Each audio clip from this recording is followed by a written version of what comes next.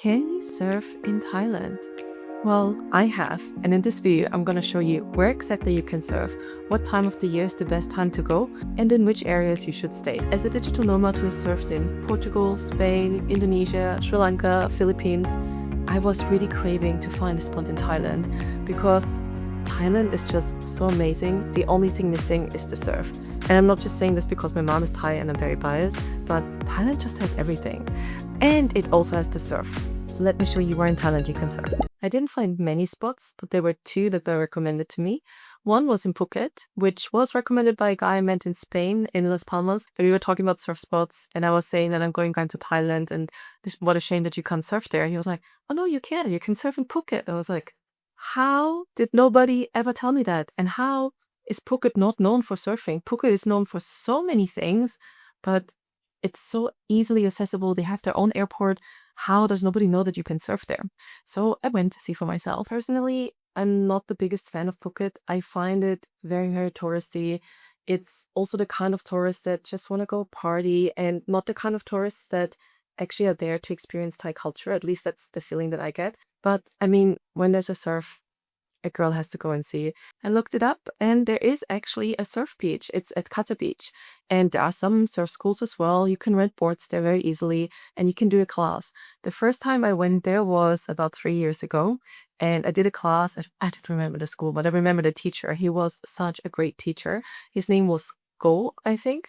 And he was just really good at reading the waves. And it was at the time where I still needed a push, but it was during rainy season. So when we got there, Phuket was actually flooding. We took like several zigzag routes to even make it to the hotel. Like the taxi drivers were calling each other, oh, so road so-and-so is blocked now. Oh, this road is free now. You can go through this road to get to the south.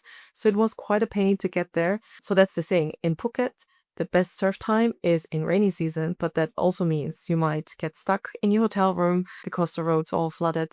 Yeah, it happens every year. People are aware of it, but it doesn't mean that it gets any more pleasurable and easier. At that time, I stayed in a hotel called Chanalai, something like that, which had a super nice pool. But again, because of the rain, we didn't really take advantage of the pool. And then only last year, I visited again. And this is what the waves look like. I actually took some footage of it. And I stayed in a place called the Bungalows. And we got upgraded. So we booked the basic double room. And we got upgraded, I guess, also because it's low season. So there are not that many people that are going to the room they had at the very top, which was a bit annoying because you actually have to climb that mountain, like this bit of a hill, every single time to get to your hotel room. And even though it's rainy season, it is pretty hot. So you're always soaked in sweat by the time you get to your room. But the room was really nice. It was very clean.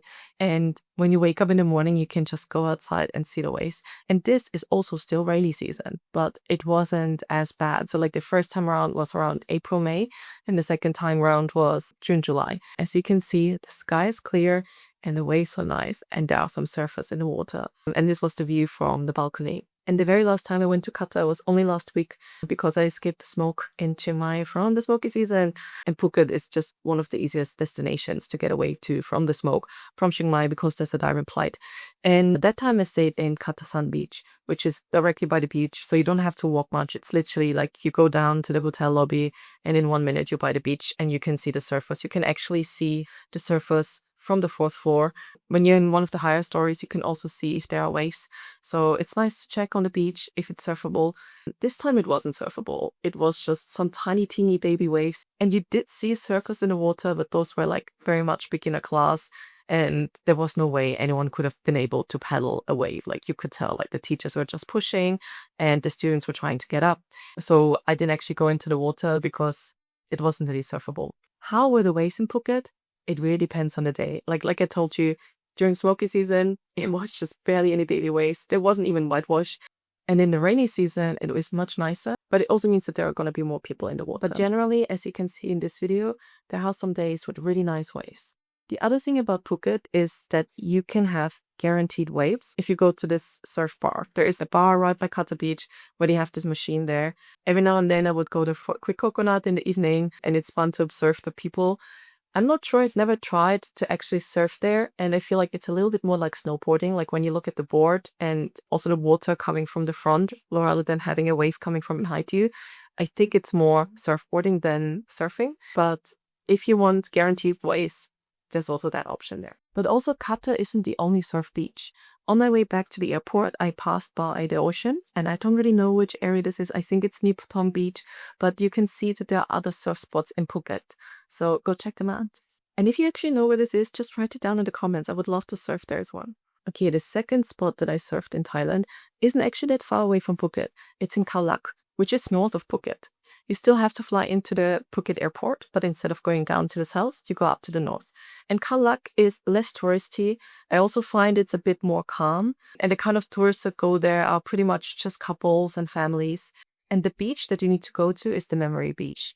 So to get there, you still have to go to Phuket airport and then you get a car to the north. And there are rumors that there's going to be a second airport coming, so it could be that it's going to be even easier accessible. The thing with Khao is, compared to Phuket, when you arrive at the airport, it's not that easy to find a Grab or a taxi, and it's actually quite expensive to go up there. In Phuket, you can easily take the airport shuttle or take a taxi, Grab, Bolt, whatever, but which is going to be more expensive. The airport shuttle is like 100 baht, so opt for that if it goes near to your hotel. But to get to Khao, it is actually quite expensive. I think we paid like 1,000 or 2,000 baht for the drive. And to be fair, it's a 1 hour drive, but it still seems a little bit much for Thailand. You can maybe get a Grab, but they charge extra because it's outside of their taxi service area.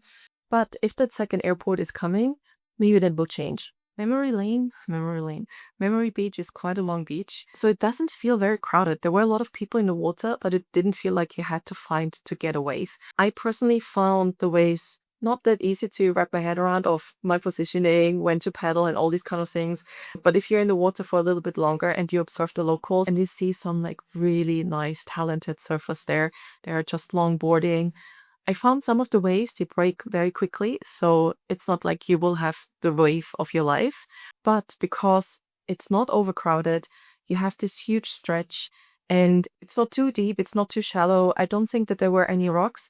It's a very nice beach to practice. And I feel like once you surf there, all the other ways will feel so much easier.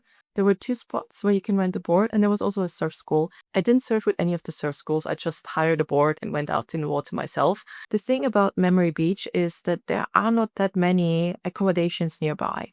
But there is this super nice resort called Apsara Resort. And because it was low season, I got a really, really good deal. This is not sponsored or anything, but I found a really, really good deal on Agoda. And you know what? And on Booking.com, I think it was $250 a night.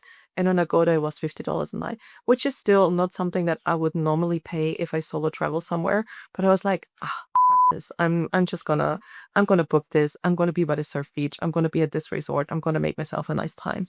And I did. And I actually went back to that resort a couple months after. So the first time I was there was around April, May, and the waves were good. I wasn't doing that well because they were closing out quickly, but it was still possible to surf. Like it was still possible to catch a couple of waves. And then I came back and I stayed for 2 weeks and it was like really, really hardcore low season there. And I booked the same room type. But because it was low season and they did construction on this whole side of the building, they upgraded everyone to the bungalows. And this time I didn't solo travel. I traveled with my now ex-partner, and we got upgraded from the double room to the jacuzzi, which was really nice, especially when you pay $50 a night. It felt like, okay, this is really worth the money. And then we stayed there 1 or 2 nights, and then we noticed that there was like a leak by the bed. It smelled a bit muffy and moldy, and it's like, if you book the room for like 2-3 nights, I can deal with mold, it's fine. But we booked it for like 2-3 weeks, and I was like, I don't want to stay in the moldy room for this long. And I was a bit worried because like we already got an upgrade. I don't want to be picky. I don't want to feel like, so I told them. And then they upgraded us to the pool villa. So we had a great time. Service there is stunning. The staff is amazing. So if you can afford it, I highly recommend that you go there. And maybe you can snatch a good deal off Booking.com, off Agoda, or any platform during low season. Yeah, it was really nice. But unfortunately, the waves were not that great when we were there. I think in the 2-3 weeks that we stayed, we probably surfed like 3-4 times. And I would have gone into the water way more often, but my partner at the time, I mean, he's a surf instructor, and he was like, no, it's not going to be fun. You're not going to be able to learn anything in these waves. Like, they literally going to stand and then have to get off the board because the waves close out. But we still had a great time there. We went to the little Amazon forest. We went to the Old Town Market. We went to Khao. So if you're in Khao, you planned your surfing trip, and maybe there are a couple of days where either the waves aren't that good and you don't know what to do with your time, I'm going to post a couple of more videos about what you can do in Khao. And if I already made them, I'm going to link them here. The other thing about Memory Beach is you can actually spend a whole day there. There's this bar, and you also have like a rip curl shop there. So even if you don't stay nearby, you can get a motorbike, stay at the beach. It's a very safe area. I feel like many tourists often worry about, oh, if I leave my stuff by the beach. We're in Thailand. It's such a safe space. The thing about Khao is it is very prominent with the tsunami. Like, even though this happened 20 years ago, it's very, very prominent. There are a lot of signs. There are a lot of memorials. So it kind of has a bit of a gloomy feel when you visit. And I don't really know how to explain it because it's still this beautiful, stunning beach. And even when you go to Phuket, you see all these touristy places. Like, Phuket has been affected by the tsunami. You also see tsunami signs there. But there's something about Khao where it felt like they didn't really rebuild. They're still mourning. They're still, like, it has some, like, and there's a lot of old buildings that haven't been repaired where you feel like he has just been here since 20 years. So there's more of a presence of the tsunami there. There's also a third spot where you can surf. And I have to admit, I haven't actually been there. A friend of mine was there and she really loved the island. She said that she found surf schools and that the instructors there were saying that you can surf there. There are schools, which is always a good sign. But during the time that she was there were no waves. And another friend of mine also told me about the same place. And she was like, don't tell anyone about this place because it's such a small hidden gem. But also, one, so many people are talking about it already and big influencers as well. Two, I want to make a surf video where actually I tell you all the surf spots, so it would feel weird to not include it. And there is only like 2 surf spots that I'm aware of that where I surfed, so why not add the third one? If you go there, if you surfed there before, please let me know in the comments what it's like. And third, I'm not a huge influencer. At the moment, there is around 800 of you who have subscribed to my channel, so I doubt that this video is gonna go extremely viral and everyone's gonna go to Koh Phayam now. I mean, who knows? But on that note, if you want to subscribe, don't forget to do that. Yeah, so supposedly you can surf in Koh Phayam. In general, when is the best time to go and surf in Thailand? It's usually in the rainy season. So that starts around April, May until end of June, July, before the winter starts. Thailand actually just has 3 seasons. It has summer, winter, and rainy season. And during the rainy season, many people are avoiding to come to Thailand because, for obvious reasons, it's raining a lot. But I also think it's one of the best times to go because the rain is crazy for a couple of minutes, but then it calms down again. And then it's a lot of fresh air. It's very calm. It's not that touristy. It is tricky when you travel on the motorbike, like you have to do a lot of pauses. So it's also like, I don't want to overpromise, like it's not amazing, but it's not a bad time to visit. I actually really like being in Thailand in rainy season. So that's the best time for the surf spots because in rainy monsoon season, you just have all the swells. And the other thing to note is, at least from my personal experience when I surfed there, the waves are not as streamy as they are in Hirikatia or in Siargao. They're not as like soft and gentle and mellow. They are kind of a mix between shortboard. Like, I think you can surf both longboards and shortboards, but it really depends on the day. It really depends on the conditions. But it's not going to be the most amazing waves, but it's going to be in Thailand. So I think that's worth it. Even if the wave conditions aren't that amazing, you will have amazing food. You will have great, amazing experiences with local Thai people. So, all right, now we've made it to the end of this video. So you know about 3 surf spots in Thailand. Let me know in the comments if there are any other places that I should check out, or if you experienced surfing in Koh Phayam. I would be very curious to know what it's like over there. And also if you have recommendations about accommodations there. And if you're watching this video, it probably means you're coming to Thailand, which means you should watch this video next. Or you're interested in surfing. So maybe there's something here that you might be interested in, and I can't wait to see you at the next video. Bye!